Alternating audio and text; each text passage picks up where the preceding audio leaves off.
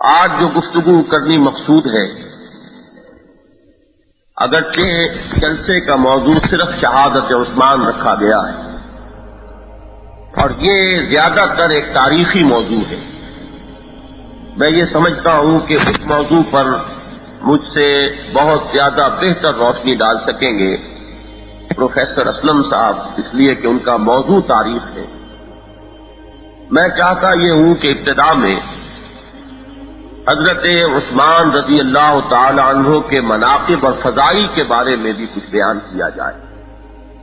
اگرچہ باتیں بہت سی زبان زد ہو چکی ہیں، ابھی اس ننھی سی بچی نے جو تقریر کی تو تقریباً وہ تمام باتیں کہ جو عام طور پر اس سلسلے میں بیان کی جاتی ہیں وہ اس تقریر میں بھی آ گئی ہیں، لیکن جیسا کہ آپ میں سے اکثر حضرات کے علم میں ہوگا، میں قرآن مجید کا ایک ادنا طالب علم اور میں فضیلت کے اس موضوع کو بھی در حقیقت قرآن مجید ہی کی روشنی میں آپ کے سامنے رکھنا چاہتا ہوں۔ فضائل و مناقب حضرت عثمان رضی اللہ تعالی عنہ کے ضمن میں سب سے پہلی بات جو سب کو معلوم ہے وہ ہے نبی اکرم صلی اللہ علیہ وسلم سے حضرت عثمان رضی اللہ تعالی عنہ کی قرابت۔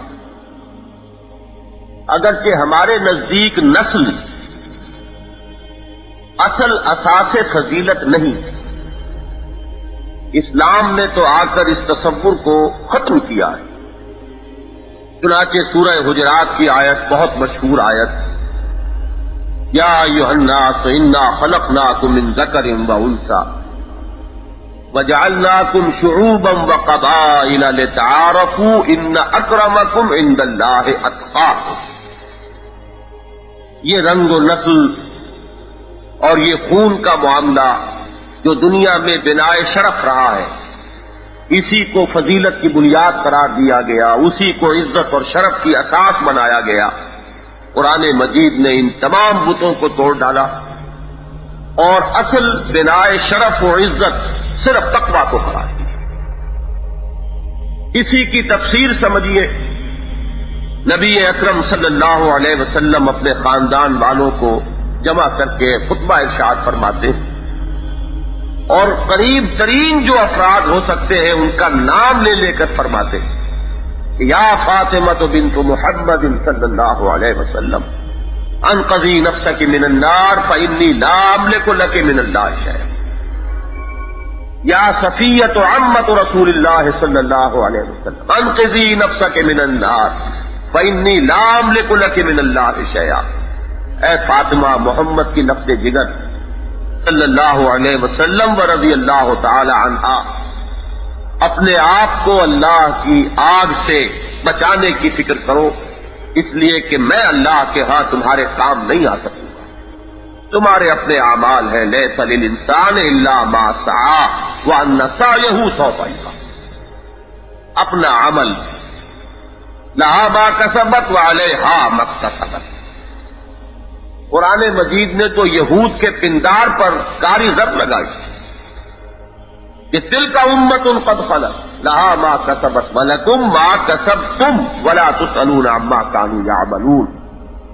سورہ بقرہ کے 16ویں رکوع میں یہ آیت 2 مرتبہ ہے۔ تو معلوم ہوا کہ ہمارے نزدیک اصل بنائے شرف اور اصل بنائے فضیلت نسل نہیں ہے، خون نہیں۔ بھائی ہمارا 2 باتیں ہیں،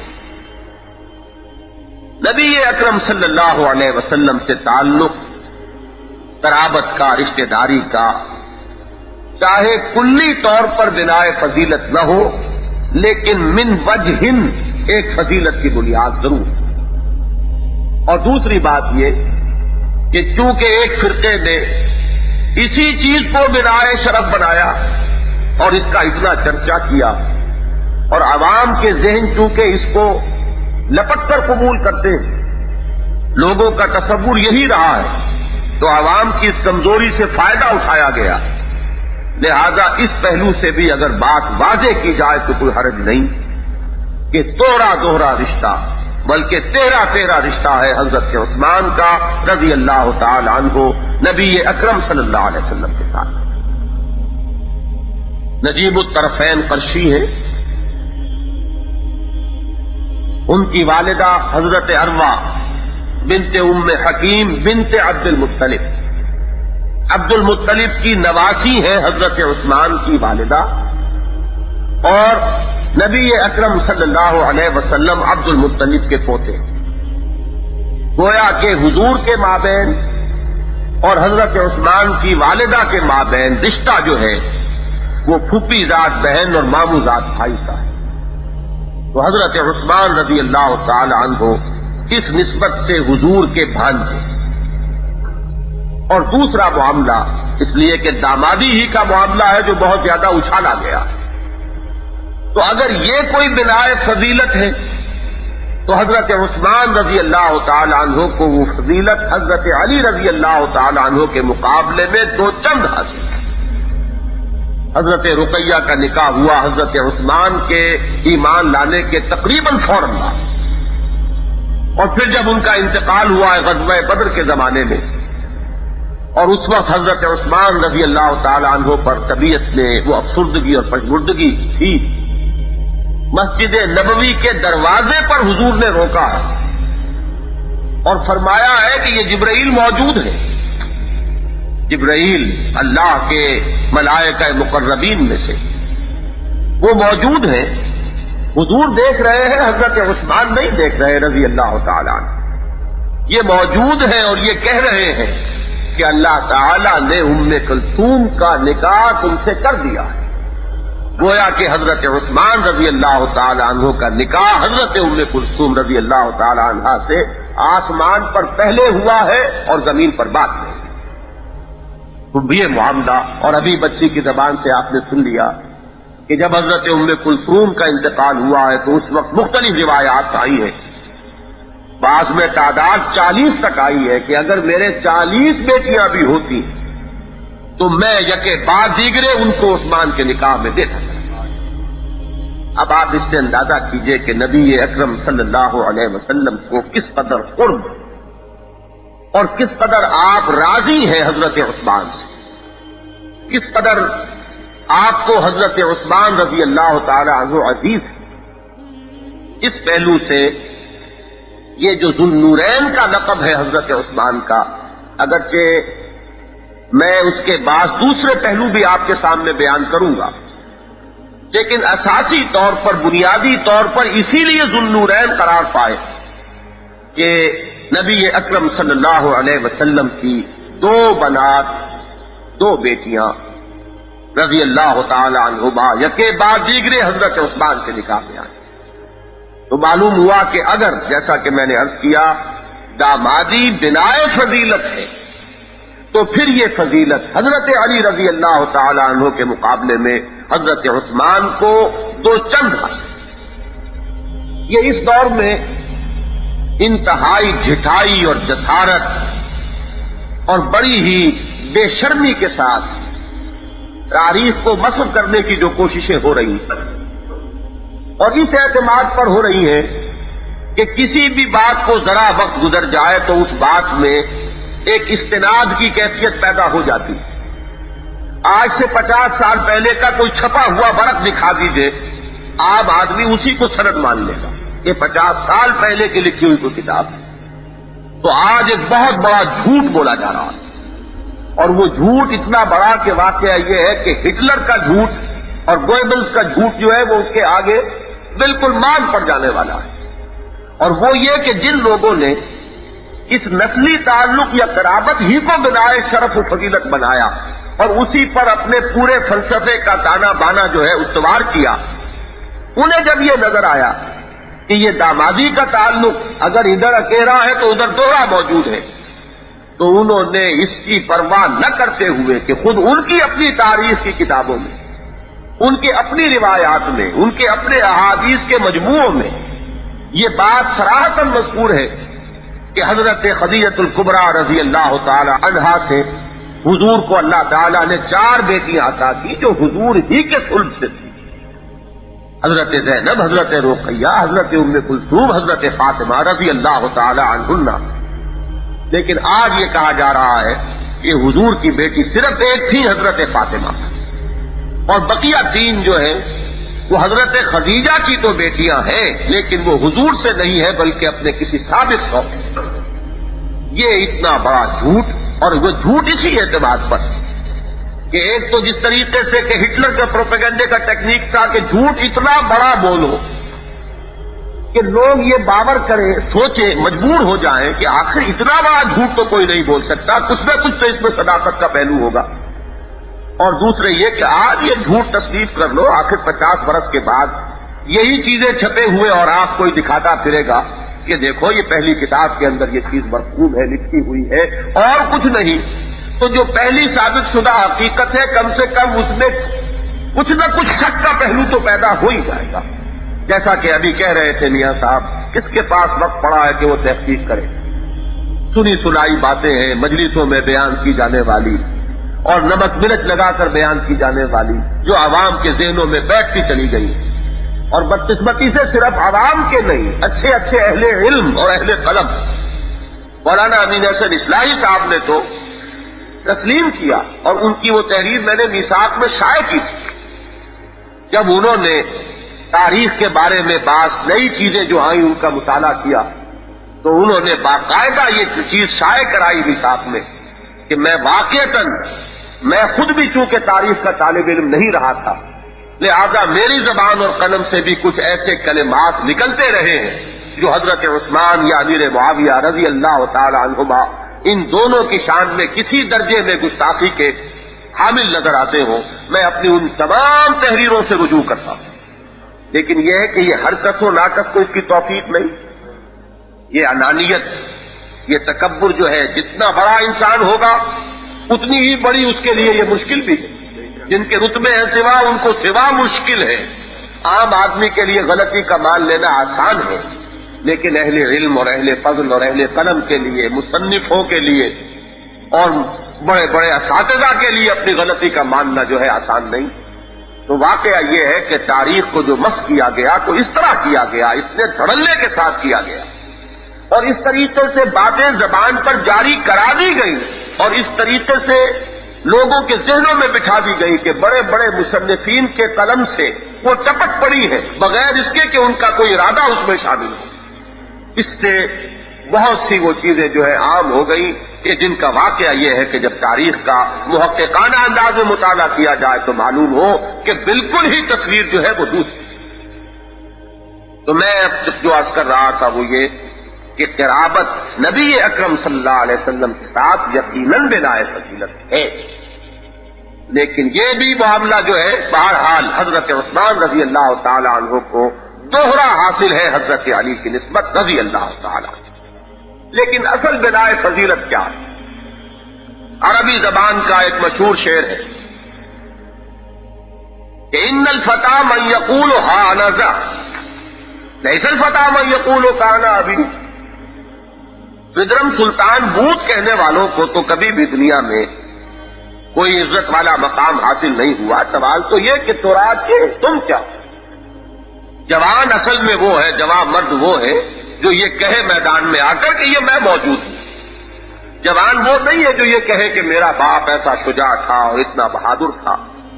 تو بات تو اصل میں یہ ہے کہ قرابت اپنی جگہ ہے، اس سے انکار نہیں، لیکن یہ کہ اصل بات تو یہ ہے کہ خود اپنی سیرت و کردار کا کیا حال ہے، اپنا مقام اور مرتبہ کیا ہے. میں یہ چاہتا ہوں کہ خاص طور پر اسی اعتبار سے سیرت عثمان پر غور. میں نے چند آیات آج پڑھی ہیں اور انہیں اپنی اس گفتگو کا یا گفتگو کے اس حصے کا عنوان بنایا. آپ کو معلوم ہے سورہ فاتحہ ہماری نماز کا جزو لازم ہے، اور اس میں ہم ایک دعا اللہ سے کرتے ہیں اہدنا الصراط المستقیم صراط الذین انعمت علیہم. پروردگار ہمیں سیدھی راہ پر چلا، ان لوگوں کا راستہ جن پر تو نے انعام فرمایا. اب یہاں تفصیل کا موقع نہیں تھا کہ وہ کون ہے منعم علیہم، کن پر انعام ہوا، لیکن قرآن کا اصول یہ ہے کہ القرآن یفسر بعضہ بعضا، جو بات کہیں مجمل ہوگی کہیں مفصل مل جائے.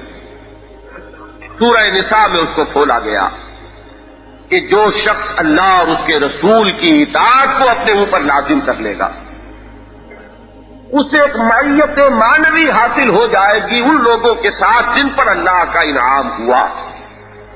اولئک مع الذین انعم اللہ علیہم. اور یہاں اب تشریح کر دی کہ وہ کون ہے انعم اللہ علیہم. من النبیین والصدیقین والشہداء والصالحین وحسن اولئک رفیقا.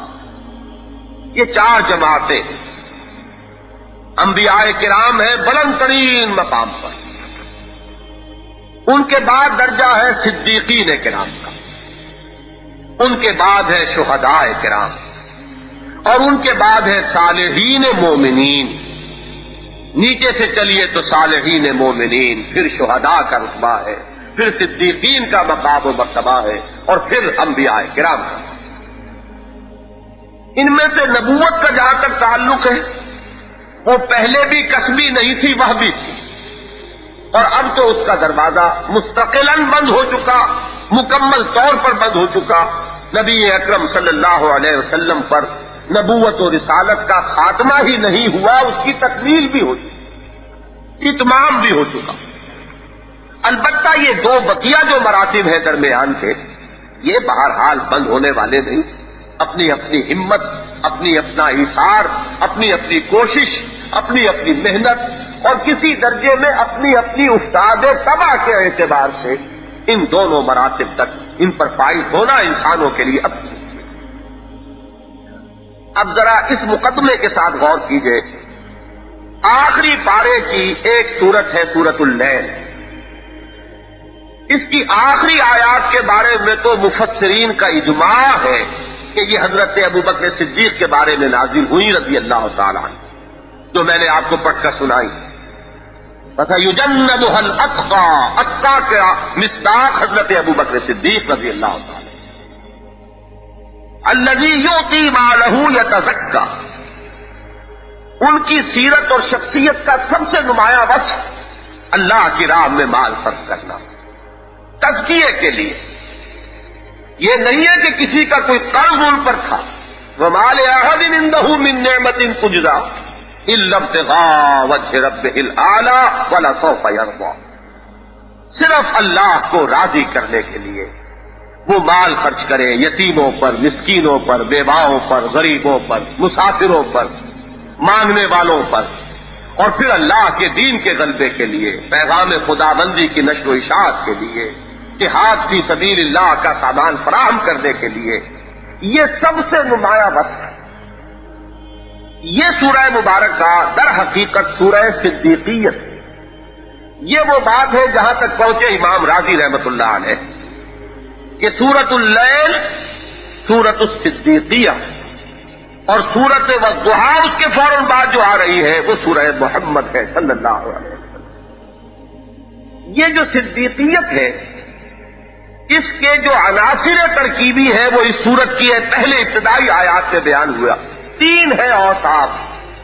فَأَمَّا مَنْ أَعْطَىٰ وَاتَّقَىٰ وَصَدَّقَ بِالْحُسْنَىٰ فَسَنُيَسِّرُهُ لِلْيُسْرَىٰ.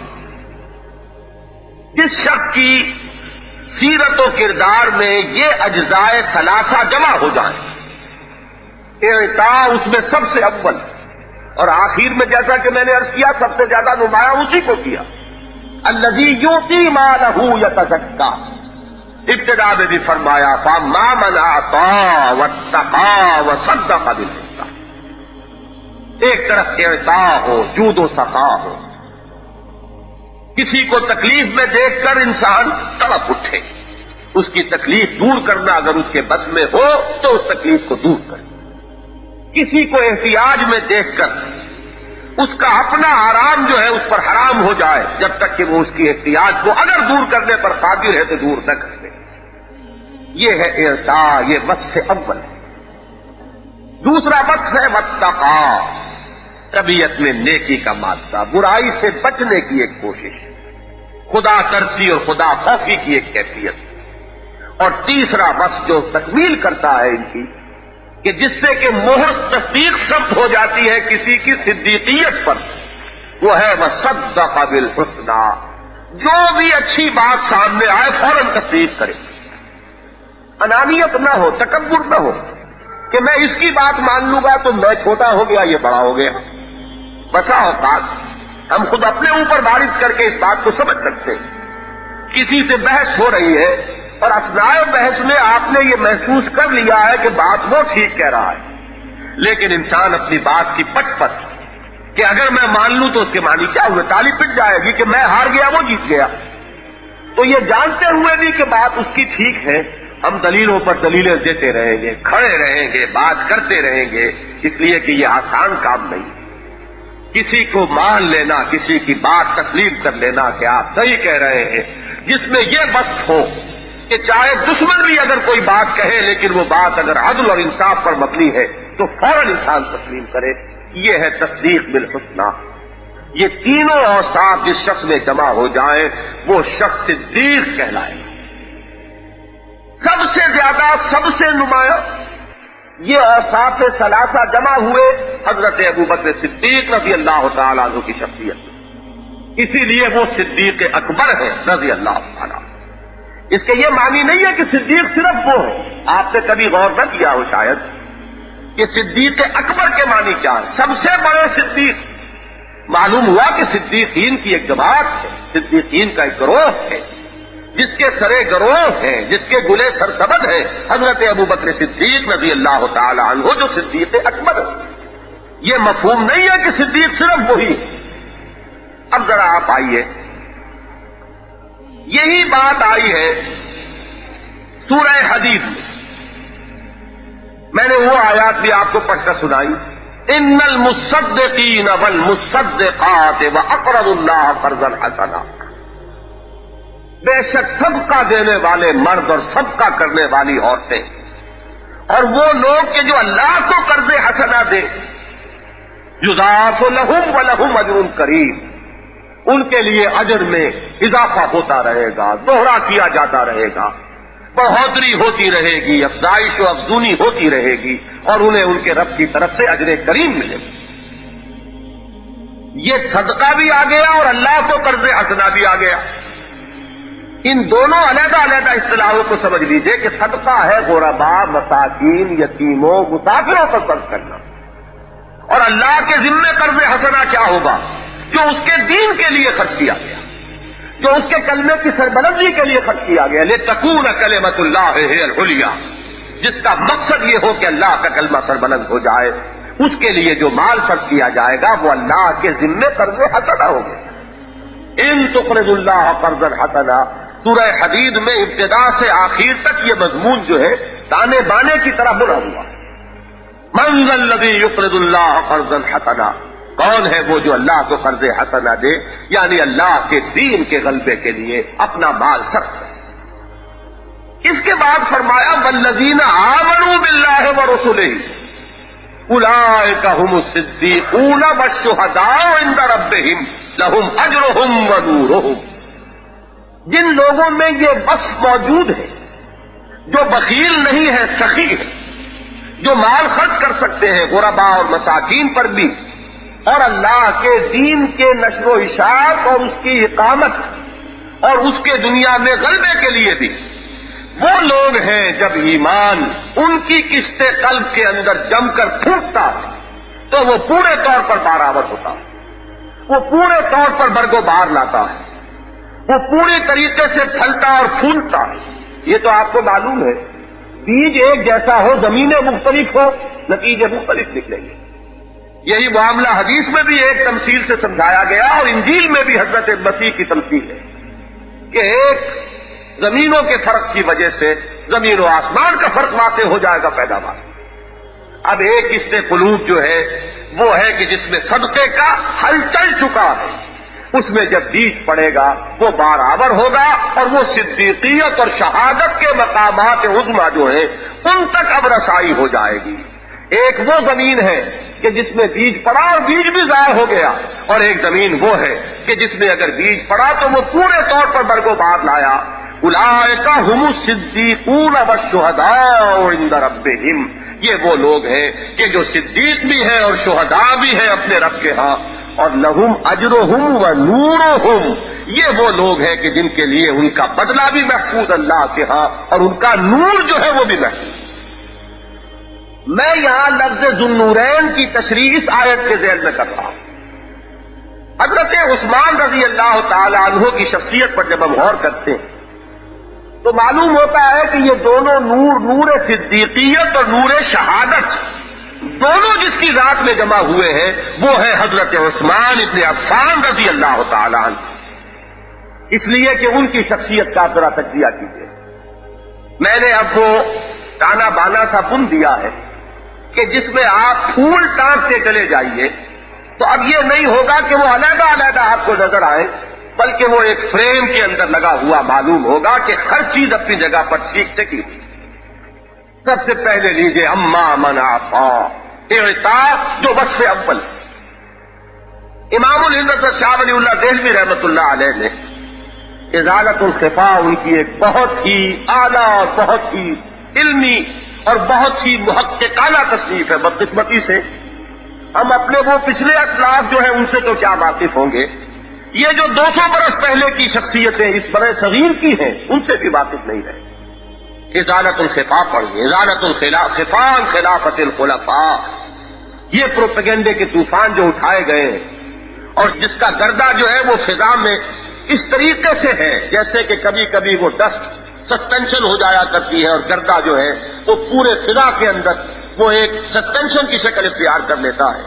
اگر ان کو دور کرنا ہے تو شاہ ولی اللہ دہلوی کی 2 تصانیف، ازالت الخفا عن خلافت الخلفاء اور دوسری قرۃ العینین فی تفضیل الشیخین. اور یہ اللہ کا فضل ہے کہ ابھی چھپ گئی. حال ہی میں یہی آپ کے ہاں میں ایک مکتبے نے اسے شائع کر دیا ہے، لاہور ہی کا ایک مکتبہ. تو یہ عظیم کتابیں. تو شاہ ولی اللہ ازالت الخفا میں یہ لکھتے ہیں، محققین کا قول نقل کرتے ہیں کہ حضرت عثمان کو جو ذو النورین کا خطاب ملا اس کا ایک سبب یہ بھی ہے کہ ان میں 2 سخاوتیں جمع ہو گئی تھیں. ایک سخاوت ان کی اسلام لانے سے پہلے کی زندگی کی ہے اور ایک سخاوت کی شان وہ ہے جو اسلام لانے کے بعد اور محمد الرسول اللہ صلی اللہ علیہ وسلم کے دست مبارک پر بیعت کرنے کے بعد ظاہر. ذو النورین میں عرض کر چکا کہ اصلاً تو اسی لیے کہ 2 بیٹیاں حضور کی حضرت عثمان کے نکاح میں آئی. لیکن یہ بھی ہے حضرت شاہ ولی اللہ دہلوی لکھ رہے ہیں محققین کا قول کہ حضرت عثمان کو ذو النورین اس لیے بھی کہا گیا بعض حضرات کے نزدیک کہ ان میں 2 سخاوتیں جمع ہو گئیں. وہ اس وقت بھی جبکہ ابھی نبی اکرم صلی اللہ علیہ وسلم پر وحی کا آغاز نہیں ہوا، کل 5 برس چھوٹے حضور سے. جب حضور 40 برس کے تھے وحی کا آغاز ہوا، حضرت عثمان 35 برس کے تھے. تو زیادہ لمبا چوڑا فرق نہیں ہے. اور حضرت ابوبکر صدیق رضی اللہ تعالی عنہ سے بڑے ان کے تعلقات تھے، بہت دوستی تھی، اس لیے کہ مزاجن بھی بڑی مناسبت تھی. وہی معاملہ طے کرے جود و سخا ابو بکر ہے اور وہی طے کرے جود و سخا حضرت عثمان. لوگوں کی مہمانداری کرنے والے، غرباء اور یتیموں پر خرچ کرنے والے. اس وقت سے وہ سخا اور اعطاء کا جو وصف ہے وہ بتمام و کمال حضرت عثمان رضی اللہ تعالی عنہ کی شخصیت میں موجود تھا. پھر ایمان لانے کے بعد جیسے کہ حضرت ابوبکر صدیق کی شان ہے رضی اللہ تعالی عنہ کہ اپنا سارا اثاثہ لگا دیا محمد کے مشن کی تکمیل کی خاطر صلی اللہ علیہ وسلم. کتنے ہی غلام ہیں کہ ان کو اپنے پیسے سے خریدا اور آزاد کر دیا جو ایمان لے آئے تھے. وہ سرمایہ جو ہے کہ متمول ترین لوگوں میں سے مکے کے، لیکن وہ وقت بھی آیا ہے غزوہ تبوک کے وقت کہ سارا جھاڑو پھیر کر گھر میں جو کچھ تھا وہ لا کر رکھ دیا، کچھ نہیں چھوڑا. تو یہ تو ہے صدیق اکبر، ان کے مقام اور مرتبے کو تو کوئی نہیں پہنچ سکتا. لیکن میں جو بات آپ کو بتانا چاہ رہا ہوں کہ اسی صدیقیت کبریٰ کا ایک عکس تو ہوگا جو ہر صدیق میں نظر آئے گا. حضرت عثمان رضی اللہ تعالیٰ عنہ میں وہی دیکھیے وہی وصف ہے. ڈیرے روما خرید رہے ہیں اس لیے کہ مسلمانوں کو تکلیف ہے. مسلمانوں کی عورتیں جاتی ہیں پانی لینے کے لیے تو یہود چھیڑتے ہیں، مذاق کرتے ہیں، فکرے کرتے ہیں. وہاں پر جو ہے وہ عزت جو ہے مسلمانوں کی وہ اس طریقے سے اس کی توہین و تذلیل ہو رہی ہے. حضور نے ذرا اشارہ کیا کہ کوئی ہو جو یہ کام کرے کہ اس بہت مہنگا کنواں، میٹھے پانی کا کنواں مدینہ منورہ سے تقریباً 2-2.5 میل کے فاصلے پر باہر اب بھی جائیے وہ کنواں موجود ہے، اسے خریدا اور خرید کر وقت کر دیا. اور وسعت کا یہ عالم ہے اپنے آخر ظرف ہے. نبی اکرم صلی اللہ علیہ وسلم کی حدیث کہ الناس کالمعادن لوگ معدنیات کے مانند ہیں. سونے کی دھات اگر وہ اور کی شکل میں ہے تو وہ بھی تو سونا ہی ہے، صرف یہ ہے کہ اس کے ساتھ کچھ اور چیزیں بھی، مٹی بھی ملی ہوئی ہے. آپ نے اسے کٹھالی میں ڈالا، صاف کر لیا، وہی سونا سونا ہی رہے گا، سونا تو نہیں بدلے گا. تو فرمایا خیارکم فی الجاہلیت خیارکم فی الاسلام، جو تم میں سے بہترین لوگ تھے جاہلیت کے دور میں وہی اسلام میں بہترین. جو اس وقت سونا تھا وہی اب سونا ہے، لیکن وہ اب زر خالص بن گیا ہے. اب اس میں جو امپیورٹیز تھی، جو اور چیزیں تھیں وہ ختم ہو گئی، اور جو اس وقت چاندی تھی وہ چاندی ہے جو اب خالص چاندی ہو گئی. تو اسی اعتبار سے حضرت عثمان کا معاملہ وہی جود و سخا کا عالم. خود یہ فرماتے ہیں کہ حضور کے ہاتھ پر بیعت کرنے کے بعد کوئی جمعہ میری زندگی میں ایسا نہیں گزرا جس میں کہ میں نے کسی نہ کسی غلام کو آزاد نہ کیا ہو. اور اگر کسی وقت اتفاقاً ایسا ہوتا کہ کسی جمعے کو میں کوئی غلام آزاد نہ کر سکتا تو اگلے جمعے میں 2 غلام آزاد. یہ ہے معاملہ حضرت عثمان کا رضی اللہ تعالیٰ عنہ، جس سے ہم واقف نہیں، اس لیے کہ ہم نے تو چند چیزیں جو بہت سی مشہور ہیں پڑھنے کی طرف توجہ نہیں، ہمیں اور چیزوں سے فرصت ہو تو ہم دیکھیں. تو یہ معاملہ اور پھر وہ بیر روما کا معاملہ دیکھیے، مسجد نبوی کی توسیع کا معاملہ دیکھیے، اور وہ جیش عسرہ غزوہ تبوک کا وقت جہاں حضرت ابوبکر اس انتہا کو پہنچے ہیں کہ اپنا سب کچھ اساس البیت تک لا کر حضور کے قدموں میں ڈال دیا. حضور ممبر پر ہے اور لوگوں کو بار بار ترغیب دلا رہے خرچ کرو. حضرت عثمان کھڑے ہوتے ہیں، حضور 100 اونٹ اس کے تمام ساز و سامان سمیت پالان اور پورا سامان راشن اس پر لدا ہوا میری طرف سے حاضر. حضور کو معلوم ہے کہ مہم کتنی بڑی، کتنی ضرورت ہے. حضور پھر فرماتے ہیں، پھر تھوڑی دیر کے بعد حضرت عثمان کھڑے ہوتے ہیں، حضور 200 اونٹ میں پیش کرتا ہوں. حضور پھر بھی مزید جو ہے لوگوں کو ترغیب دلا رہے ہیں.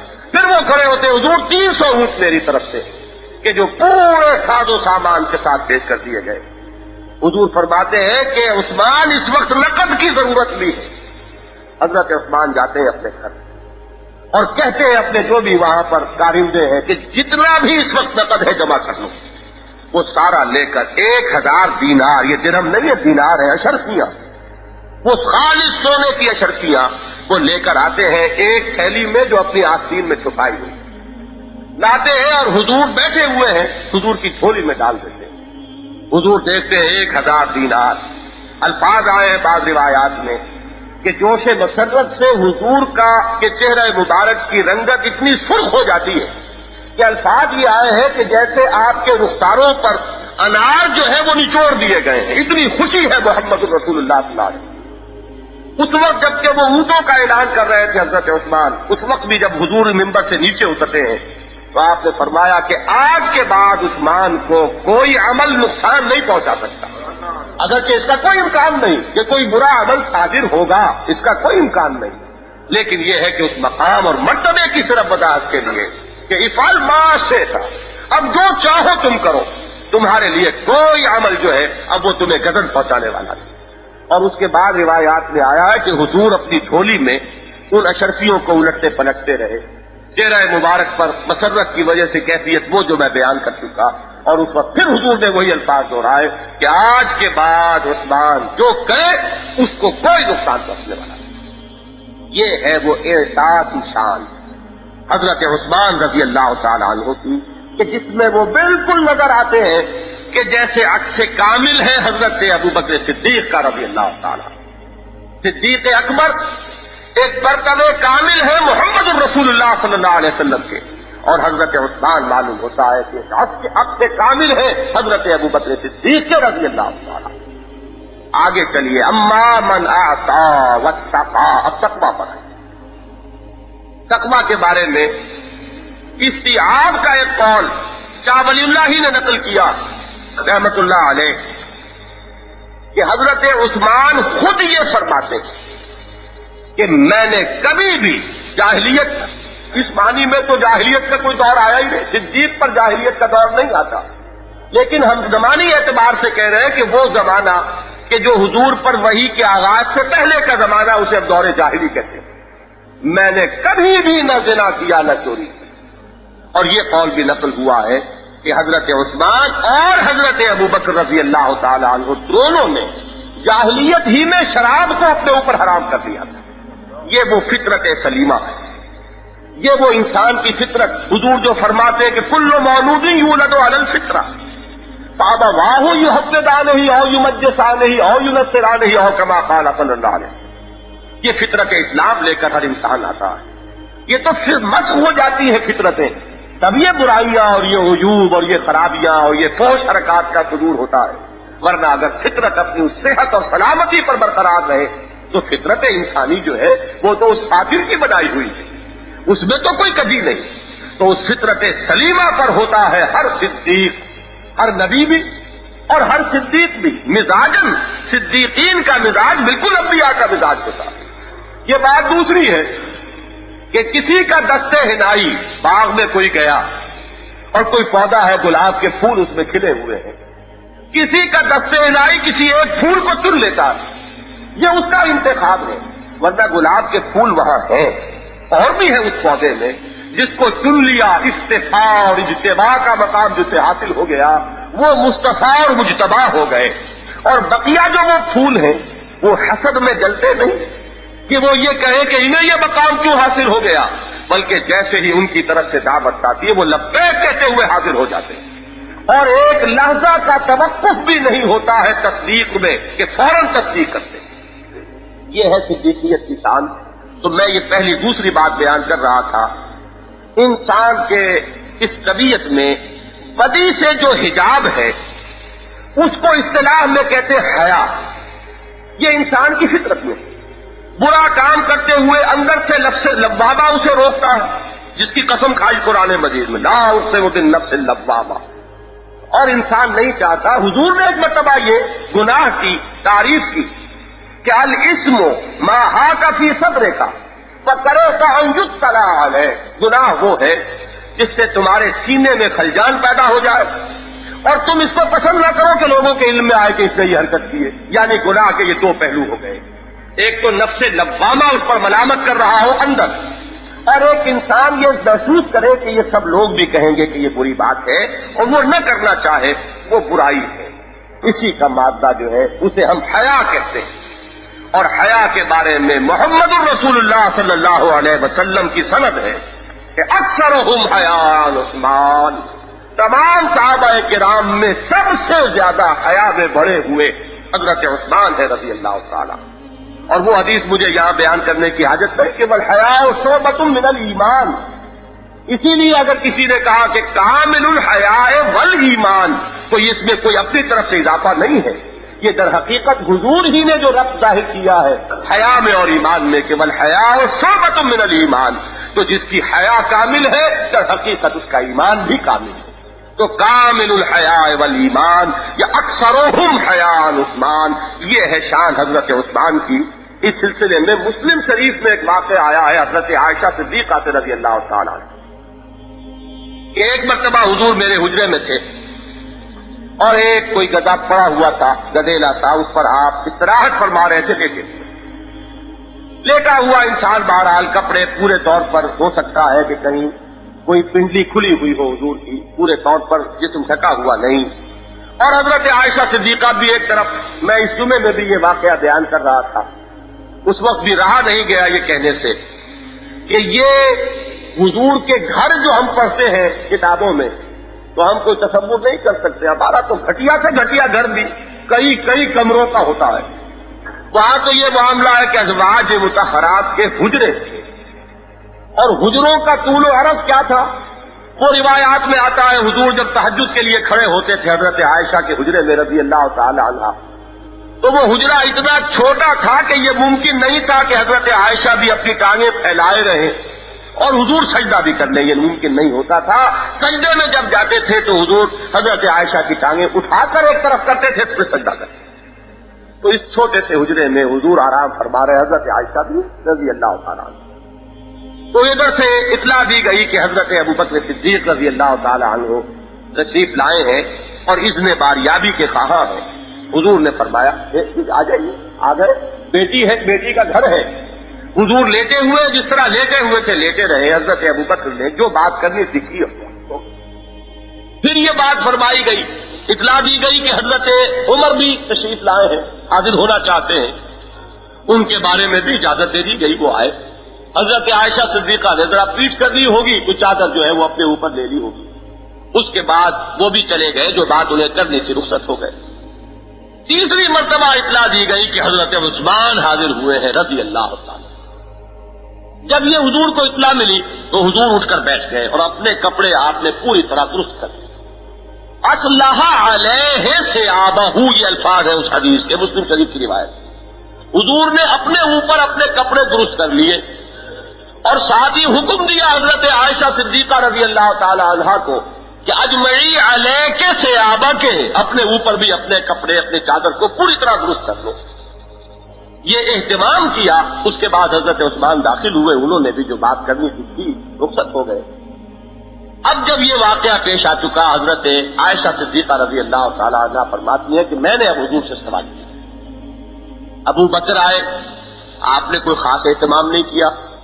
حضرت عمر آئے، آپ نے کوئی اہتمام نہیں کیا۔ یہ کیا معاملہ ہے کہ حضرت عثمان کے بارے میں آپ نے یہ خاص اہتمام کیا، مجھے بھی حکم دیا کہ اجمعی علیہ کے ثیابہ۔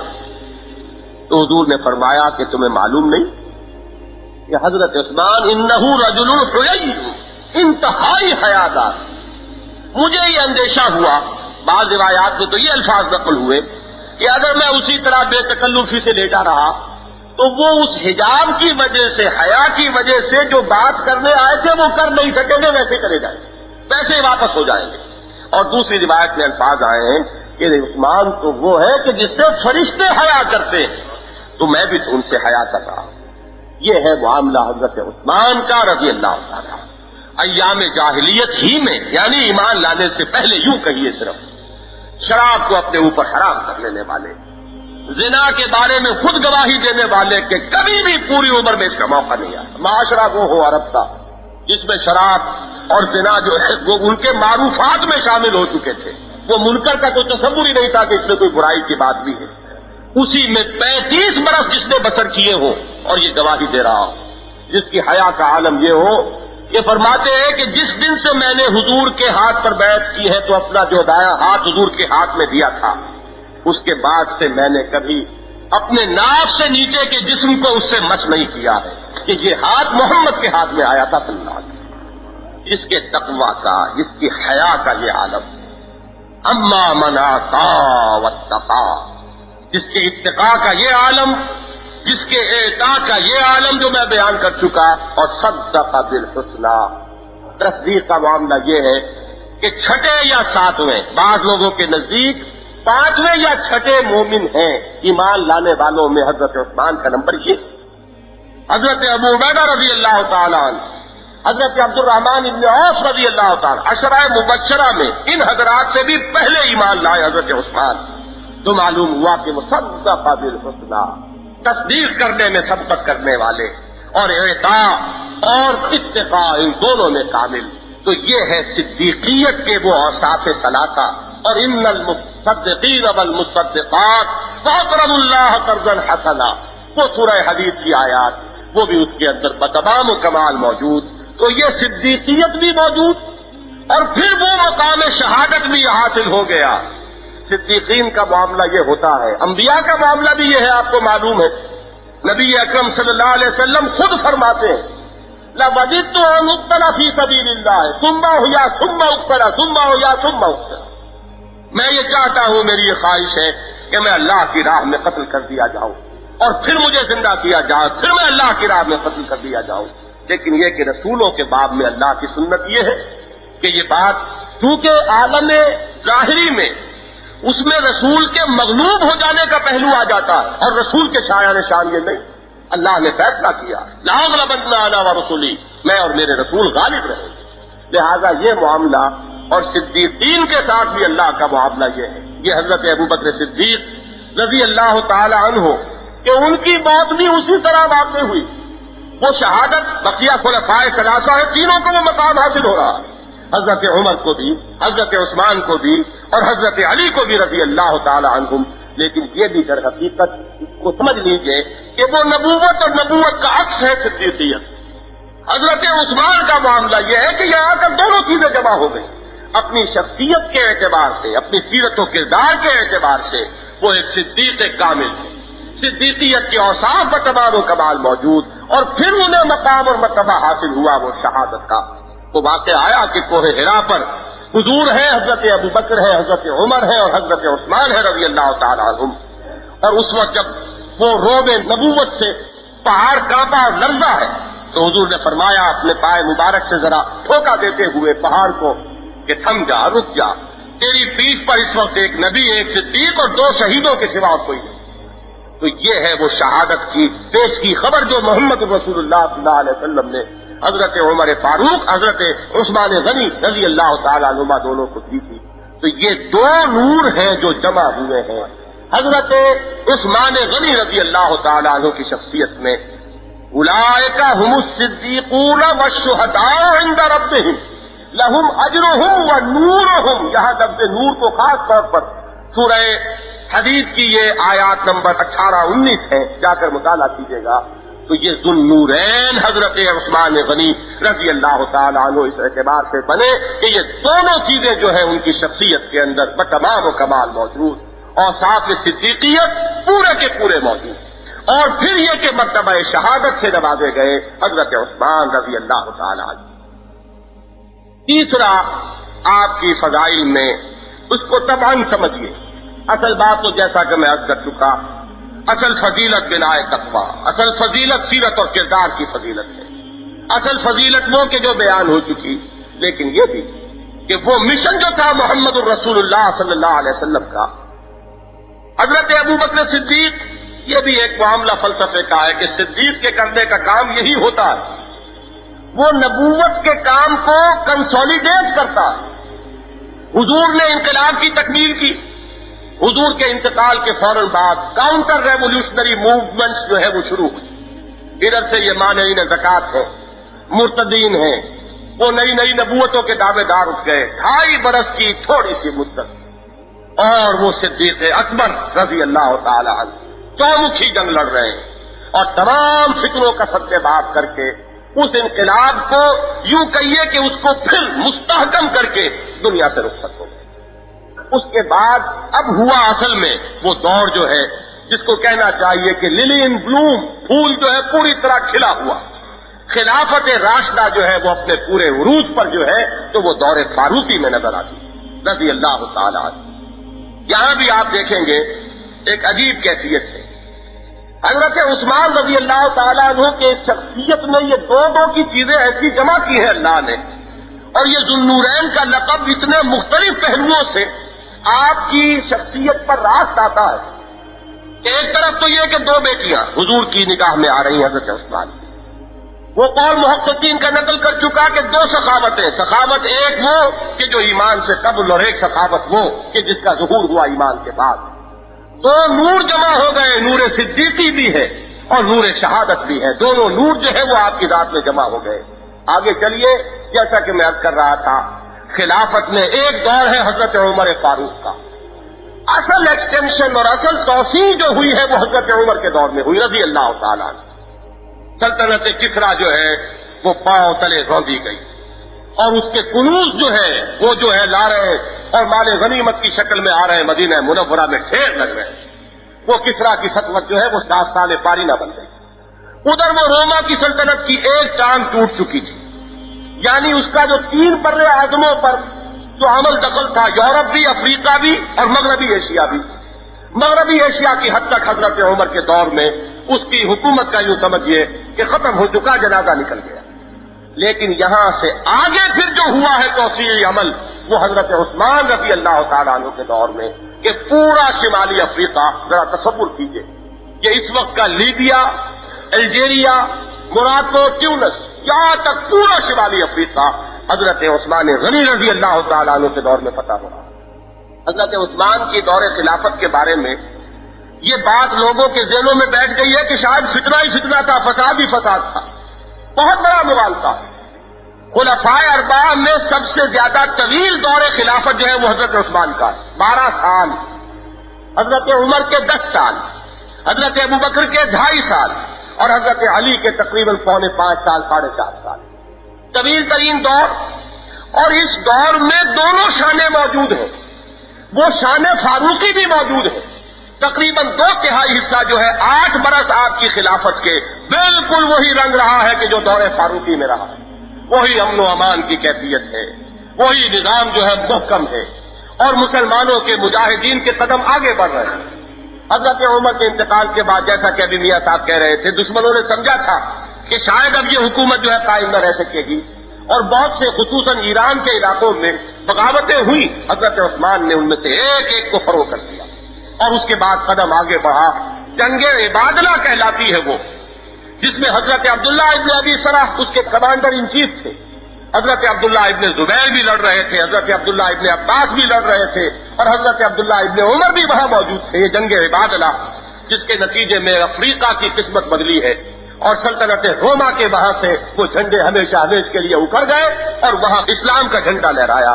یہ پوری جو ہے فتوحات کا معاملہ یہ حضرت عثمان کے زمانے میں، حضرت عثمان کے دور خلافت میں یہ دونوں رنگ موجود، دور فاروقی کا رنگ بھی کہ جس میں توسیع ہے، استحکام ہے، امن اور سکون ہے اور چین ہے، اور دوسرا رنگ جو اپنے پورے عروج پر پہنچا حضرت علی کے زمانے میں رضی اللہ تعالیٰ عنہ۔ یہ بات سمجھ لیجئے، حضرت علی رضی اللہ تعالیٰ عنہ کا پورا عہد خلافت جو ہے وہ خانہ جنگی کے نظر ہو گیا، ایک قدم آگے نہیں بڑھا، اسلامی سرحدیں آگے نہیں پھیلی، سارا جو دور خلافت ہے وہ خانہ جنگی ہے۔ جنگ صفین ہو رہی ہے، جنگ جمل ہو رہی ہے، اور وہ خوارج کے ساتھ مار کے ہو رہے ہیں۔ 84,000 کلمہ گو ایک دوسرے کی تلواروں اور تیروں سے وہ قتل ہوئے ہیں یا شہید کہیے مسلمان 84,000 کی تعداد میں حضرت علی کے زمانے میں۔ یہ ہے 5.25 برس کا عرصہ کہ جس میں کہیں کفار کے ساتھ کوئی معاملہ نہیں، سارا معاملہ مسلمانوں کا ہے، باہم دستوں غریب۔ یہ میں بعد میں عرض کروں گا کہ یہ بات کیا تھی، وہ جو میں نے ابتدا میں کہا تھا، ایک عالم ظاہری ہے اور ایک عالم باطنی ہے۔ عالم ظاہری میں اسباب ہم کچھ اور تلاش کرتے پھرتے ہیں، اور عالم باطن میں اسباب کچھ اور ہوتے ہیں۔ تا دلے صاحب دلے نامت میں درد، ہیچ قومیرا خدا رسوا نہ کر۔ یہ دنیا میں اقوام جو رسوا ہوتی ہیں تو ایک تو ظاہری اسباب ہے اور ایک حقیقی سبب ہوتا ہے۔ کسی صاحب دل کو اگر چرکا لگا ہو اس کے دل کو، اور کسی پر اگر ظلم کیا گیا ہو، اللہ والے پر جو فرمایا گیا کہ من عاد علی ولی فقد آذنتہ بالحرب، اگر کسی نے میرے ولی کے ساتھ دشمنی رکھی تو اس سے میرا اعلان جنگ ہے۔ یہ ہے وہ باطنی حقائق کہ جس کا پھر ظہور ہوتا ہے اس عالم اسباب اور عالم مادی میں، جس کے لیے ہم تلاش کرتے پھرتے ہیں، نہ معلوم کہاں کہاں سے اسباب اور کہاں کہاں سے دور دور کی کوڑیاں لاتے ہیں۔ تو یہ معاملہ کیا تھا، میں صرف یہ عرض کر رہا تھا کہ حضرت علی کا پورا دور خلافت فتنہ اور فساد اور باہمی خانہ جنگی اور مسلمانوں کی کوریزی ہوئی، اور حضرت عمر کا پورا دور خلافت اغیار سے مجاہدہ ہے اور قتال ہو رہا ہے، اور سلطنت اسلامی کی حدود وسیع سے وسیع تر ہو رہی ہے، اور حضرت عثمان کی ذات میں یہ دونوں شانیں موجود ہیں۔ وہ شان بھی ہے دور فاروقی، 7-8 برس کچھ شان کے، اور بقیہ 4 برس کے لگ بھگ جو ہے یا 5 برس کہہ لیجئے تو حضرت علی والی شان یا وہ کیفیت بھی موجود ہے۔ یہاں یہ بات البتہ جان لیں کہ حضرت علی کے زمانے میں اگر یہ بدامنی رہی تو ہم اس کا کوئی الزام حضرت علی کو نہیں دیتے، نعوذ باللہ من ذالک۔ کیسے ہم دے سکتے ہیں؟ وہ خلیفہ راشد، وہ ہمارے صحابہ میں رضی اللہ تعالی عنہم 4 نمبر پر ہے، گویا کہ بقیہ تمام صحابہ سے افضل تو ہم بھی مانتے ہیں۔ ہم نے تو صرف یہ کہا ہے کہ حضرت ابو بکر، حضرت عمر، حضرت عثمان یہ 3 افضل ہے حضرت علی سے، بقیہ سب سے تو افضل حضرت علی ہے رضی اللہ تعالیٰ عنہ، اس میں تو کوئی شک نہیں۔ تو ان کی نیت میں کہیں کوئی خلل نہیں تھا۔ بات یہ ہے کہ سازش کے ذریعے سے فتنے کی آگ اس طرح بھڑکا دی گئی تھی کہ نہ حضرت عثمان اس کو فروغ کر سکے نہ حضرت علی کر سکے۔ اگر حضرت علی نہیں کر سکے تو اس کا الزام حضرت علی پر نہیں ہے، اور اگر حضرت عثمان نہیں کر سکے تو کتنا ظلم ہے کہ ان پر سارا الزام رکھ دیا جائے۔ ایک کیسا تضاد ہے کہ ایک کے زمانے میں پورا دور خلافت جو ہے اگر فتنہ و فساد کی نظر ہو گیا اور وہ فتنہ فروغ نہ کر سکا، حالات کو قابو میں نہ لا سکا، تب بھی وہ شیر خدا ہے، اس کے شیر خدا ہونے میں کوئی فرق واقع نہیں ہوا۔ اور دوسرے کے زمانے میں اگر اس کا 2/3 دور جو ہے وہ دور فاروقی کا مثل ہو اور صرف ایک تہائی دور میں اگر فتنہ و فساد ہو تو اس کو ہم کہیں کمزور تھے اور یہ نقص تھا اور یہ تھا اور وہ تھا. یہ سارا کا سارا تضاد جو ہے ذرا سا بھی انسان اگر غور کرے تو معلوم ہو کہ واقعہ یہ ہے کہ کیسی کیسی بے بنیاد باتیں ہیں جو کہی جاتی ہیں اور جو باور کر لی جاتی ہیں اور منوا لی جاتی ہیں. تو میں تو یہاں ابھی وہ ذوالنورین کا معاملہ بیان کر رہا ہوں. وہ دو شانیں جمع ہو گئی. اس سے بھی آگے بڑھیے.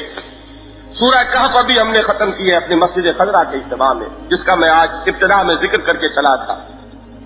سورہ کہف میں عجیب بات ایک جو آئی ہے جن حضرات کے نگاہوں میں ہے وہ، اور جنہیں یہ معلوم ہے کہ حضور نے فرمایا ہے کہ سورہ کہف دجالی فتنے سے محفوظ کرنے والی صورت ہے.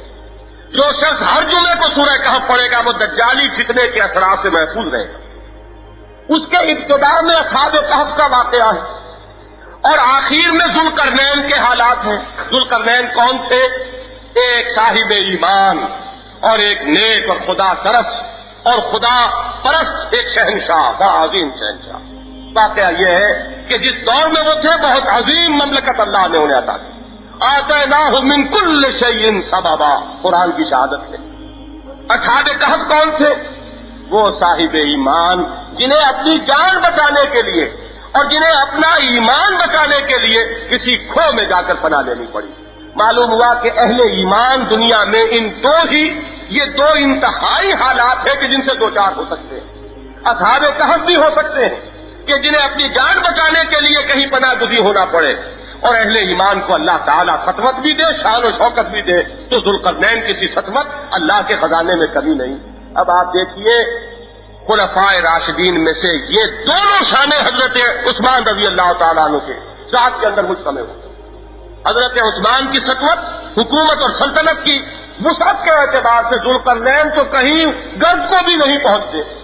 ان کا معاملہ تو یہ ہے کہ یہ سندھ کے ساحل سے لے کر، میں نے کل بھی وہ مصرع میری زبان پر فوراً آ گیا تھا علامہ اقبال کا، کہ نیل کے ساحل سے لے کر تابہ خاک کاشغر، یہ بھی ذوالقرنین کی مملکت اتنی نہیں تھی. ان کے بعد جو تیسرے درجے پر دارا اول آیا اس کی سلطنت کی تو حدود یہ تھی، بڑی عظیم سلطنت.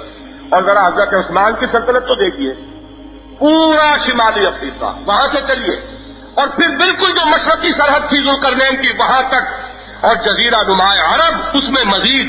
معلوم ہوا کہ ذوالقرنین کی سطوت سے 3 گنا سطوت حضرت عثمان کو حاصل ہے. اور اسی کے ساتھ ساتھ یہ بھی ہے کہ 50 دن تک محصور ہے اپنے گھر میں کہ پینے کے لیے پانی تک موجود ہے. یہ دونوں شانیں جمع ہوئی عثمان کے اندر. عجیب معاملہ ہے. یہ دو چیزیں جس طرح جمع ہوئی، دو ہی مواقع ایسے آئے کہ حضرت عثمان موجود نہیں ہے لیکن موجود ہے. غزوہ بدر میں شریک نہیں ہو سکے اس لیے کہ حضرت رقیہ بیمار تھی رضی اللہ تعالیٰ عنہ.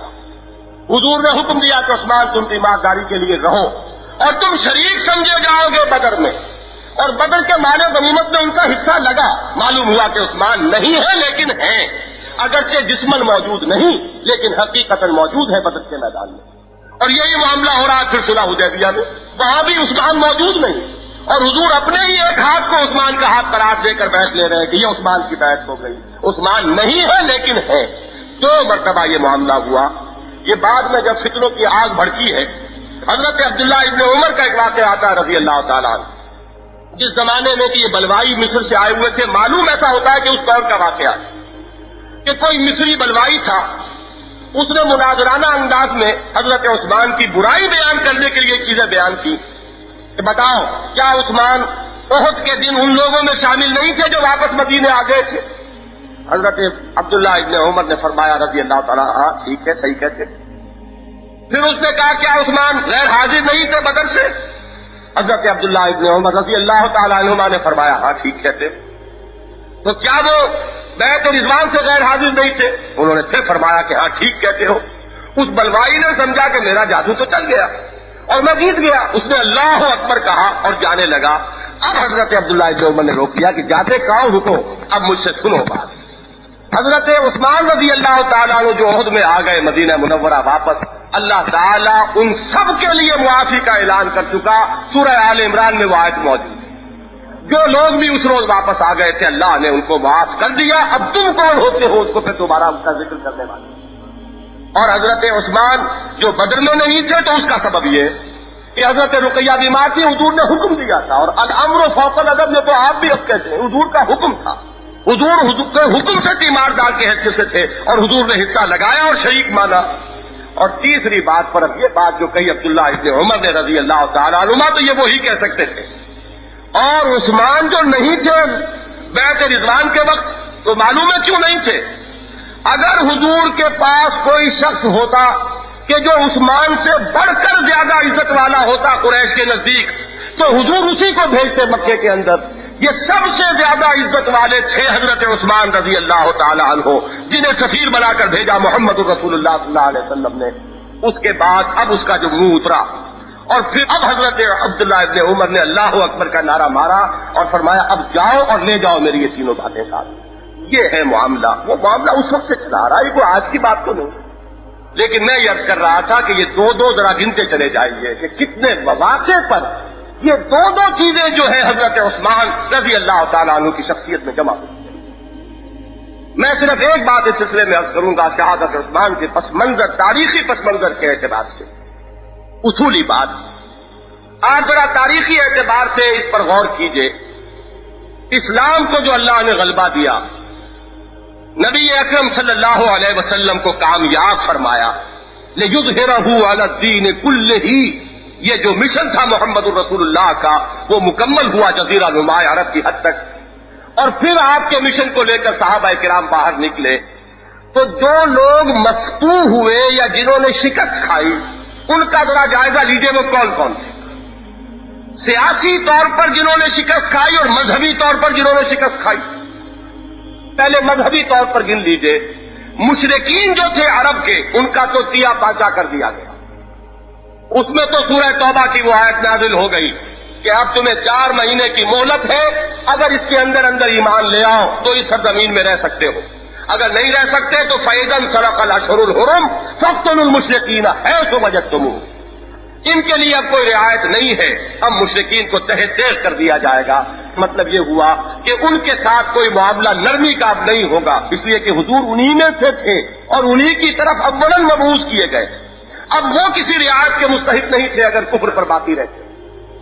لیکن نصارہ اور یہود کو ایک رخصت دی گئی، تم چاہو تو اپنے دین پر قائم رہ سکتے ہو، یؤتوا الجزیۃ عن ید وہم صاغرون۔ 2 شرطیں ہیں، نیچے ہو کر رہو گے، سر جھکا کر رہو گے، غلبہ اسلام کا ہوگا، مسلمانوں کا ہوگا، اور دوسرے یہ کہ تمہیں جزیہ دینا پڑے گا، یؤتوا الجزیۃ عن ید وہم صاغرون۔ یہ رعایت تھی جو اہل کتاب کے ساتھ اسلام نے کی، اور غالباً اسی رعایت کا پھر انتقام ہے جو انہوں نے لیا۔ لیکن اس انتقام کو 2 حصوں میں اپنے ذہن میں رکھیے۔ عیسائیوں کے معاملے میں قرآن مجید کا جب آپ مطالعہ کریں گے تو جو نصارہ اس وقت تک تھے ان کی کہیں کہیں قرآن نے تعریف بھی کی، ان میں ابھی اچھے لوگ بھی موجود تھے، ان میں قبول حق کی استعداد بھی موجود تھی، اور عیسائیوں سے کوئی براہ راست مارکا بھی حضور کی حیات طیبہ میں پیش نہیں آیا۔ جبکہ یہود کا معاملہ اس کے بالکل برعکس، یہود پر تنقیدیں بھی قرآن مجید میں بڑی شدید ہوئی۔ 10 رکوع ہے، پورے 5ویں رکوع سے 14ویں رکوع تک سورہ بقرہ کے، یہ ذرا پڑھیے تو معلوم ہوگا کہ ایک مفصل اور مسلسل فرد قرارداد جرم ہے جو یہود پر عائد کی جا رہی ہے۔ اور پھر ان کے 3 قبیلے جو تھے مدینے سے ان کو نکالا گیا، ایک قبیلے کے تمام مردوں کو قتل بھی کیا گیا، تو زخم خوردہ زیادہ جو تھے وہ یہودی تھے، عیسائی بھی تھے، لیکن یہ کہ عیسائیوں کا معاملہ اتنا نہیں جتنا یہود کا تھا، لہذا انتقام کا معاملہ بھی یہ ہے کہ سب سے پہلے یہودیوں نے اس انتقام کے لیے وہ ریشہ دوانیاں کی اور سازشیں کی۔ اب آئیے سیاسی اعتبار سے، اسلام کو جب عروج ہوا تو دنیا میں 2 عظیم مملکتیں تھیں، ایک کا ذکر میں کر چکا، سلطنت روما، قیصر کی سلطنت، لیکن یہ جو رومن امپائر ہے یہ 3 بر اعظموں پر پھیلی ہوئی تھی، اس کے یورپین اور افریقن اور ایشیائی، مغربی ایشیائی، یہ مقبوضات 3 تھے۔ دوسری طرف سلطنت کسریٰ وہ ایران، خلافت راشدہ میں خصوصاً دور فاروقی میں سلطنت کسریٰ کی تو دھجیاں ہوئی، اس کا تو وجود ہی نہیں رہا۔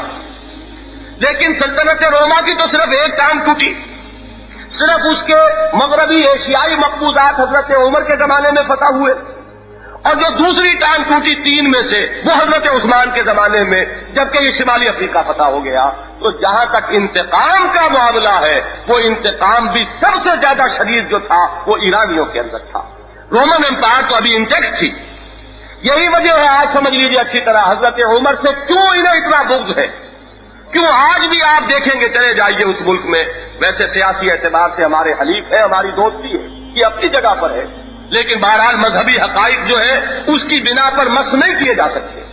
آج بھی حضرت عمر کا قاتل, اس کے مقبرے کی شبیہیں وہاں پر فروخت ہوتی ہیں. حضرت ابو لولو فیروز, یہ اس کا نام جو ہے اتنے تقدس مآب طریقے پر, اور اس کا بھی جیسے کہ ائمہ کی مقبروں کی تصویریں جو ہے وہ بکتی ہیں, اسی طریقے سے اس کی قبر جو ہے اس کی تصویر بھی بک رہی ہے, اور اسے محسن مانا گیا. کیوں مانا گیا؟ اس لیے کہ اس نے چراغ بجھایا ہے حضرت عمر فاروق رضی اللہ تعالیٰ عنہ کی حیات طیبہ کا, اور انہی کے زمانے میں یہ سلطنت کسریٰ جو ہے یہ مسلمانوں کے پاؤں تلے روکی گئی. تو اب آپ غور کیجئے کہ دو طرف سے آ کر یہ سازشیں جو ہے ایران کی سرزمین ان کا مرکز بن گئی. سیاسی اعتبار سے سب سے زیادہ انتقام کے جذبات جو تھے وہ ایران میں تھے. مذہبی اعتبار سے سب سے زیادہ انتقامی جذبات یہودیوں میں تھے. انتقام شروع کیا, حضرت عمر کی زندگی کا چراغ گل کیا تو وہ ابو لولو فیروز ہے وہاں پر, اور اس کے ساتھ وہ ساری سازش جو ہے پس منظر میں رکھی ہے. لیکن جب اس میں ناکامی ہو گئی, جیسا کہ ابھی میاں صاحب کہہ رہے تھے, اب یہودی ذہن سامنے آیا, اور یہودی ذہن کی ریشہ دوانیاں اور اس کی سازش کے اندر مہارت جو ہے واقعہ یہ ہے کہ دنیا کی کوئی قوم اس کا مقابلہ نہیں کرتی.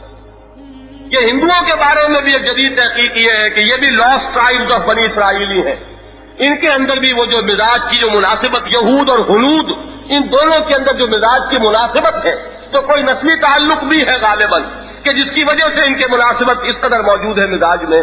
تو ریشہ دوانی اور سازش یہ ان کی گھٹی میں پڑی. عبداللہ ابن سبا نے وہ جو آگ بھڑکائی, ذہن میں رکھیے یہ حضرت مسیح علیہ السلام کے دین کا بالکل حلیہ بگاڑ دیا اس نے, سینٹ پال نے, جسے سینٹ کہنا نہیں چاہیے, شیطان پال کہنا چاہیے, کہ جس نے کہ حضرت مسیح علیہ السلام کے اصل دین کو تو باقی ہی نہیں رہنے دیا. آج جو ہے وہ پال کا دین ہے, حضرت عیسیٰ کا دین تو کہیں نہیں. نام اس کا کرسچینٹی ہے, عیسائیت ہے, لیکن حقیقت میں وہ پالزم ہے, وہ پال کا دین ہے, حضرت مسیح کا دین نہیں. جس طریقے سے وہ سازش تھی اس سے کم تر سازش نہیں تھی عبداللہ ابن سبا کی. یہ سازش بھی اتنی ہی گہری, اتنی ہی ہماگیر تھی, لیکن یہ کہ یہ دین آخری دین ہے, اللہ کو اس دین کو محفوظ رکھنا. حضرت مسیح کی شخصیت کو مسخ کیا تو قرآن نے آ کر تصحیح کر دی. اگر حضور کی شخصیت کو مسخ کر دیتے تو پھر کون آتا اس کی تصحیح کے لیے؟ لہذا حضور کو بھی خصوصی تحفظ ملا. اور یہ جو فرمایا کہ لا تزال فی امتی طائفۃ, میری امت میں ایک گروہ ہمیشہ حق پر قائم رہے گا, تو یہ حفاظت خصوصی ہے جو اللہ کی طرف سے اس دین کو, اس لیے کہ یہ آخری دین. ورنہ سازش اتنی بڑی تھی, آگ ایسی بھڑکائی گئی, بڑے بڑے جو ہے وہ دنگ ہو کر رہ گئے. اس میں یہاں تک آتا ہے, واقعہ یہ ہے کہ امام مظلوم اور شہید مظلوم ہے اگر تو وہ حضرت عثمان ہے رضی اللہ تعالیٰ. 50 دن تک ان کے گھر کا محاصرہ ہو رہا ہے. اس دور کے ایک بہت بڑے محقق مفکر, انہوں نے عجیب کیا ہے, اس گھر کو آگ لگ گئی گھر کے چراغ سے, اور کہا گیا کہ یہ شاہد من اہلہا, دیکھو اب یہ سنی جو ہے کہلانے والے وہ وہی کچھ کہہ رہے ہیں جو ہم کہتے چلے آئے تھے. یہ ہماری بدقسمتی, ہمارے اپنے اعمال کی ثابت ہے. ویسے یہ ہے کہ اللہ تعالیٰ کی شان یہ ہے کہ وہ زندہ میں سے مردہ اور مردہ میں سے زندہ برآمد کرتا ہے, شر میں سے خیر نکال لاتا ہے. واقعہ یہ ہے کہ اس کتاب کے نتیجے میں پھر جو مسلمان بیدار ہوا ہے, اس لیے کہ یہ بات بڑی چونکا دینے والی بات تھی. تو اب یہ جو جلسے ہو رہے ہیں اور یہ جو یوم منائے جا رہے ہیں, اور جو کتنی ہی کتابیں ہیں, درجنوں کتابیں تصنیف ہو گئی, اور تاریخ کا یہ باب جو ہے اب اس کو کھنگالا جا رہا ہے اثر نو, تو یہ سارا خیر جو ہے اسی شر سے برآمد ہوا. تو میں یہ عرض کر رہا تھا کہ اس وقت حضرت علی رضی اللہ تعالیٰ عنہ خود وہ مصنف صاحب یہ فرماتے ہیں اپنی کتاب میں کہ جب بلوائی گھیرے ہوئے تھے اور حضرت عثمان پر انہوں نے بے بنیاد الزامات کی لمبی چوڑی فہرست بنائی ہوئی تھی, حضرت علی آئے رضی اللہ تعالیٰ عنہ, اور انہوں نے ایک ایک الزام سے بریت ثابت کی حضرت عثمان کی. لیکن پھر دیکھیے عجیب بات, یہ وہی الزام ہے کہ پھر جو وہ صاحب مصنف خود دوبارہ پیش کر رہے ہیں, اور حضرت علی رضی اللہ تعالیٰ عنہ کی عظمت اور ان کے مقام اور مرتبے کی شہادت بھی دے رہے ہیں. تو اللہ تعالیٰ خوش رکھے ہمارے مرزا محمد منور صاحب کو میثاق میں انہوں نے جب ایک تبصرہ شائع کیا تھا ایک کتاب پر، تو اس میں یہ الفاظ لکھے کہ نہ معلوم ان لوگوں نے حضرت علی کو بھی شاید کرائے کا وکیل سمجھا ہے کہ شاید وہ حضرت عثمان سے کوئی فیس لے کر وکالت میں ان کی برات کر رہے تھے. اگر تو حضرت علی نے برات کی تھی اپنی دیانت دارانہ رائے سے، تو تمہیں شرم نہیں آتی کہ جن الزامات سے برات ثابت کرتی حضرت علی نے رضی اللہ تعالیٰ عنہ، آج تم انہی کو پھر دوہرا رہے ہو اور پھر حضرت علی کی تعریف بھی کر رہے ہو رضی اللہ تعالیٰ عنہ. تو عجیب عجیب معاملے ہیں. اب کس کس چیز کا، وہ اس گھر کو آگ لگ گئی گھر کے چراغ سے والا معاملہ ہے. کتنے ہی ہیں اہل سنت کہلانے والے حضرت معاویہ کا نام ادب سے نہیں لے سکتے، کتنے ہی ہیں کہ حضرت عمرو بن العاص رضی اللہ تعالیٰ عنہ کا نام ادب سے نہیں لے سکتے. وہ اس طریقے سے اذہان مسموم کر دیے گئے اور زبان اور قلم جو ہے اس پر اس طرح کا تسلط غیر شعوری طور پر قائم کر دیا گیا کہ ٹپک رہی ہے زبان سے بھی وہی باتیں اور ٹپک رہے ہیں قلم سے بھی وہی اقوال کہ جو لوگوں کے ذہنوں پر مسلط کر دیے گئے. تو حضرت علی رضی اللہ تعالیٰ عنہ تو تمام الزامات سے بری ثابت کر رہے ہیں. محاصرہ ہے. حضرت عبداللہ ابن سلام آتے ہیں رضی اللہ تعالیٰ عنہ، بنی اسرائیل میں سے تھے. وہ آئے یہودی، کیونکہ پورا سازش تو ذہن میں پیچھے یہودی تھا.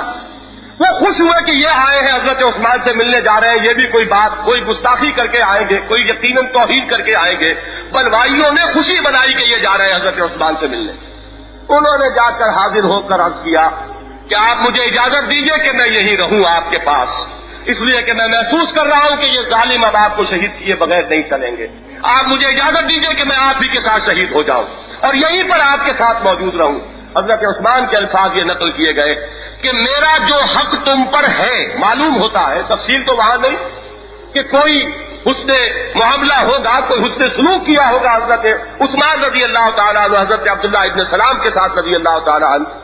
حضرت عثمان نے اس کا واسطہ دیا کہ میں تمہیں اپنے اس حق کا واسطہ دے کر کہتا ہوں جو میرا تم پر ہے کہ یہاں سے چلے جاؤ، میرے ساتھ نہ رہو، اپنی جان کی خیر بناؤ، اپنے آپ کو بچاؤ. وہ بالکل لاچار ہو کر باہر آئے. انہوں نے تالیاں پیٹی کے واپس آئے ہیں. کچھ ہمیں اب سنائیں گے کہ کس طرح توہین کر کے آئے حضرت عثمان کی.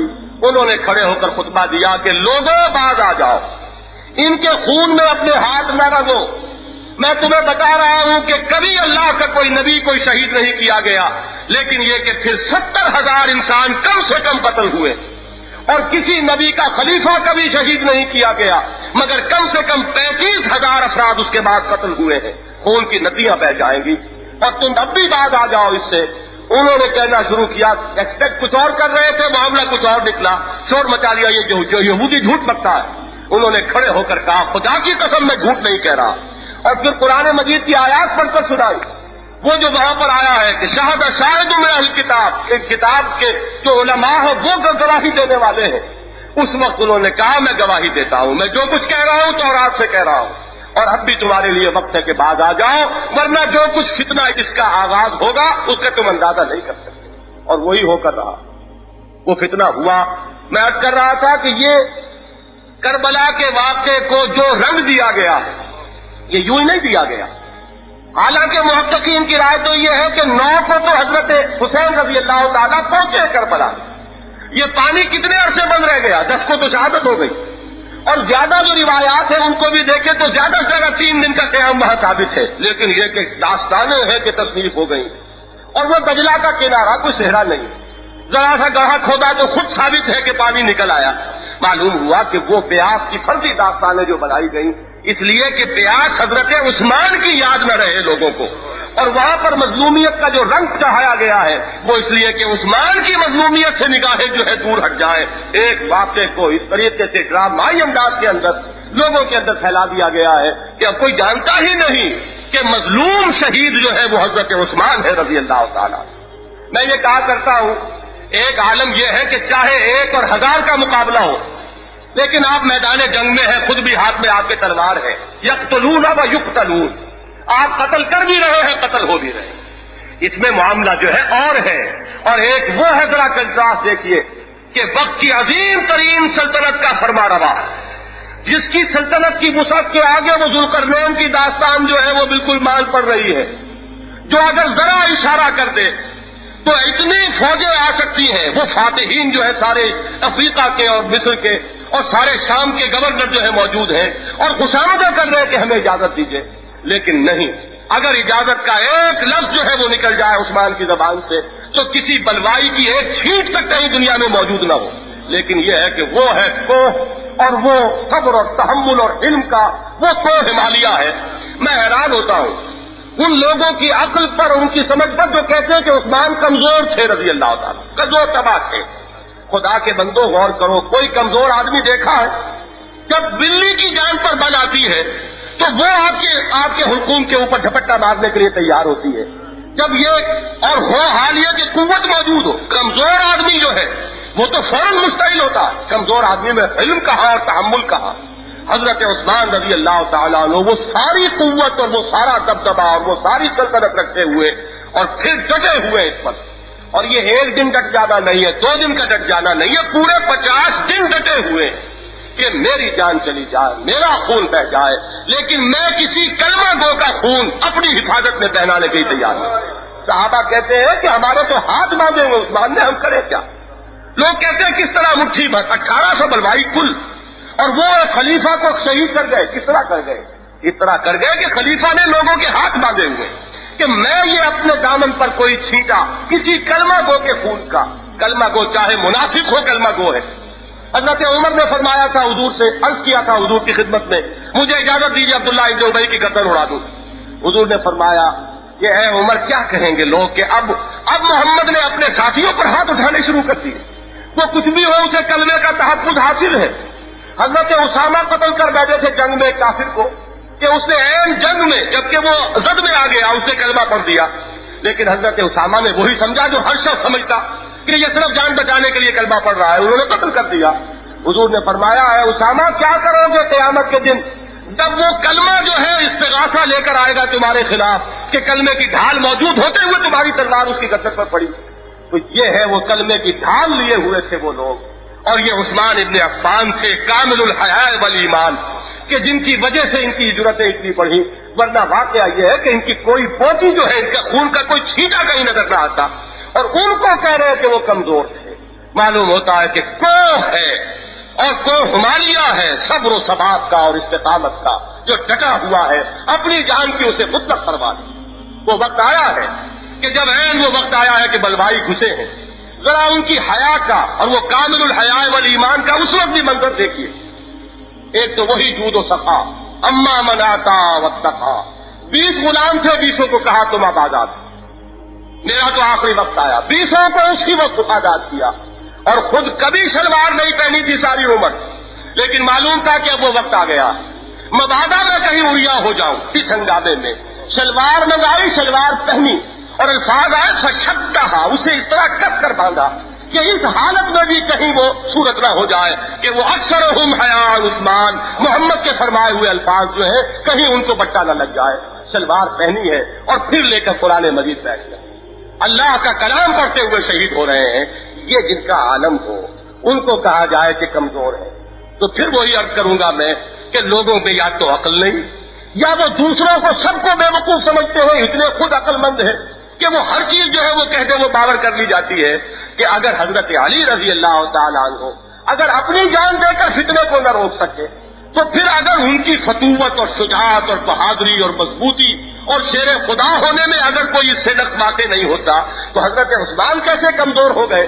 اگر انہوں نے اپنا خون بھی دے دیا، اپنی جان بھی دے دی، لیکن فتنے کو روک نہ سکے۔ میں صرف آخر میں ایک واقعہ بیان کرتا ہوں جس سے کہ جو میں نے اشارہ کیا تھا کہ یہ عالم میں جو کچھ ہوتا ہے اس عالم اسباب میں اور عالم ظاہر میں پیچھے کچھ اور ہوتا ہے معاملہ۔ ہیچ قوم را خدا رسوا نہ کر، تا دلے صاحب دلے نامت سے در، یہ ایک خواب ہے حضرت حسن رضی اللہ تعالیٰ عنہ نے ایک مرتبہ بیان کیا، اور معلوم ہوتا ہے اس واقعے سے کہ یہ حضرت علی کے دور خلافت کا واقعہ ہے۔ حضرت عثمان اپنا خواب بیان کر رہے ہیں کہ میں نے لوگوں خواب دیکھا رات، عجیب خواب، میں دیکھتا ہوں کہ عدالت لگی ہوئی، عدالت عالیہ، پروردگار کائنات اللہ کی عدالت لگی ہوئی اور اللہ تخت پر متمکن، حضور آتے ہیں صلی اللہ علیہ وسلم اور عرش کا ایک پایا پکڑ کر کھڑے ہو جاتے ہیں۔ اس کے بعد حضرت ابوبکر آتے ہیں رضی اللہ تعالیٰ عنہ، حضور کے شانہ مبارک پر اپنا ہاتھ رکھ کر کھڑے ہو جاتے ہیں۔ پھر حضرت عمر آتے ہیں رضی اللہ تعالیٰ عنہ، اور وہ حضرت ابوبکر کے شانے پر ہاتھ رکھ کر کھڑے ہو جاتے ہیں. اس کے بعد اچانک حضرت عثمان آتے ہیں اور وہ اللہ کی اس عدالت میں فریادی کی حیثیت سے پیش ہوتے ہیں. ان کا کٹا ہوا سر ان کے اپنے ہاتھوں میں ہے اور وہ فریاد کرتے ہیں کہ اے پروردگار ذرا پوچھو ان محمد کے نام لیواؤں سے اور ان سے جو اپنے آپ کو مسلمان کہہ رہے ہیں ان سے پوچھا تو جائے کہ مجھے کس گناہ کی پاداش میں شہید کیا گیا، قتل کیا گیا. وہ آیت شاید یاد آئی ہو جبکہ پوچھا جائے گا وَإِذَا الْمَوْءُودَةُ سُئِلَتْ بِأَيِّ ذَنبٍ قُتِلَتْ، کیا گناہ تھا، کون سا جرم تھا جس کی پاداش میں اس کو زندہ درگور کیا گیا اس بچی کو. حضرت عثمان نے فریاد کی اور اس کے بعد وہ جو ایک کیفیت ہوئی تو اس خواب میں میں دیکھتا ہوں کہ پھر آسمان سے خون کے 2 پرنالے جاری کر دیے گئے جو زمین پر خون بہاتے چلے گئے. یہ ہیں وہ 2 پرنالے، وہ جنگ جمل اور جنگ صفین. یہ جو پرنالے ہیں یہ در حقیقت وہ خون عثمان ہے. وہ جو عبداللہ ابن سلام نے فرمایا رضی اللہ تعالی عنہ کہ کوئی نبی شہید نہیں کیا گیا مگر ان کے بعد 70,000 انسان ضرور قتل ہوئے ہیں اور کوئی خلیفہ نہیں شہید کیا گیا کسی رسول کا مگر 35,000 انسان ضرور اس کے بعد قتل ہوئے. یہاں تو معاملہ 84,000 کا ہے کہ وہ جو پھر خون کی ندیاں بہی ہیں تو آسمارا حق بوت گر خوب عبارت برزمی برزوال ملک مستعصم امیر المومنین، وہ ملک مستعصم امیر المومنین نہیں، یہ در حقیقت وہ خون ہے امیر المومنین عثمان ابن عفان کا رضی اللہ تعالی عنہ. اقول قولی ھذا واستغفر اللہ لی ولکم ولسائر المؤمنین والمؤمنات.